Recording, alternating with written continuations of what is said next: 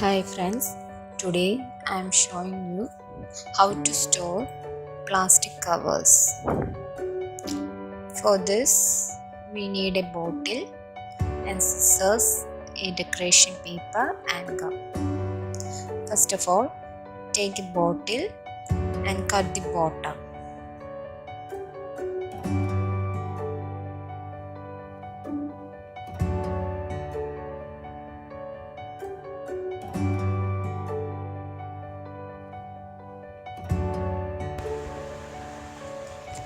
Take a sheet of a decoration paper and roll